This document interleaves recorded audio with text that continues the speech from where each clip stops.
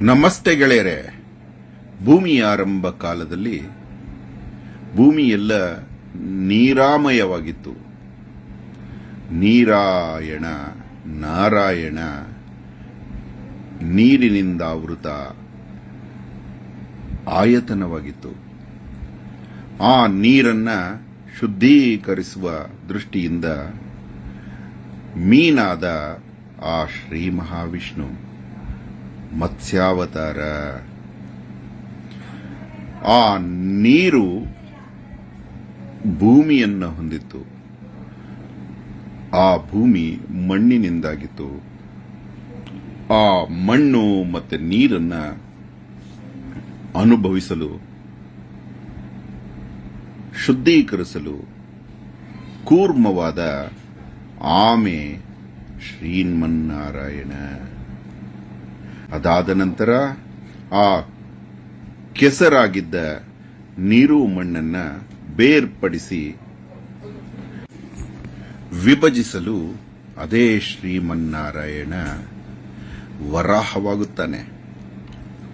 ಭೂಮಿ ನೀರಿನ ಏರಿಳಿತಗಳಿಂದ ಅಸುರನ ಪ್ರಯತ್ನದಿಂದ, ಹಿರಣ್ಯಾಕ್ಷನೆಂಬ ಕ್ರೂರಿಯ ಪ್ರಯತ್ನದಿಂದ ತನ್ನ ಕಕ್ಷೆಯಿಂದ ಆಚೆ ಬಂದಾಗ ಆ ವರಾಹಸ್ವಾಮಿ ಕೂರ್ಮದ ಮೇಲೊಂದು ಕಾಲು, ಆದಿಶೇಷನ ಮೇಲೊಂದು ಕಾಲು ಇಟ್ಟು ಆ ಧರೆಯನ್ನ ತನ್ನ ಕಕ್ಷೆಗೆ ತರಿಸಿ ತನ್ನ ಪತ್ನಿ ಭೂದೇವಿಯನ್ನ ರಮಿಸುತ್ತಾನೆ.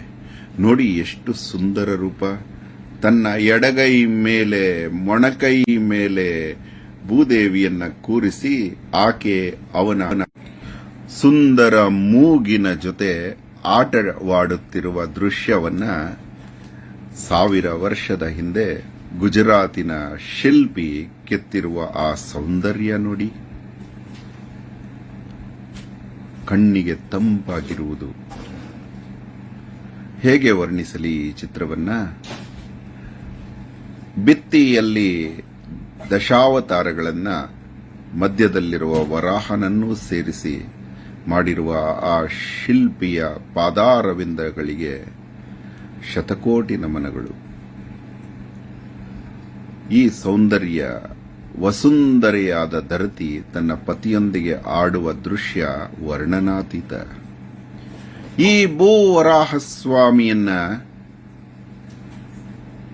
ನಮಿಸಿ ಭೂಮಿಯ ಎಲ್ಲ ಕಾರ್ಯಗಳು ಮಾಡಬೇಕೆಂದು ಭೂಮಿಯ ಕೆಲಸ ಮಾಡುವವರು, ಗಣಿಗಾರಿಕೆ ಮಾಡುವವರು, ಭೂಮಿಯ ವ್ಯಾಪಾರ ಮಾಡುವವರು ಇಟ್ಟುಕೊಳ್ಳುವ ಮೂರ್ತಿಯಾಗಿದೆ ಇದು.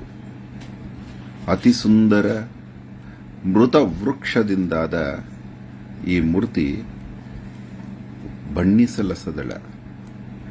ಶಂಖ, ಚಕ್ರ, ಗದ, ಪದ್ಮಗಳೊಂದಿಗೆ ವರಾಹಸ್ವಾಮಿ ವಿಜೃಂಭಿಸುತ್ತಿರುವ ದೃಶ್ಯ ಹೇಗೆ ಬಣ್ಣಿಸಲಿ? ಈ ದೃಶ್ಯವನ್ನ ಗುಜರಾತಿನ ದೇಗುಲದಲ್ಲಿ ಕಂಡು ಇದನ್ನ ಮತ್ತೆ ಮಾಡಬೇಕೆಂಬ ಬಯಕೆಯಿಂದ ಅಹೋರಾತ್ರ ಭಕ್ತಿಯಿಂದ ಮಾಡಿದಾಗ ಅಷ್ಟೇ ಶುದ್ಧಿಯಿಂದ ಹೊರಬಂದ ಆ ಪರಮಾತ್ಮನನ್ನ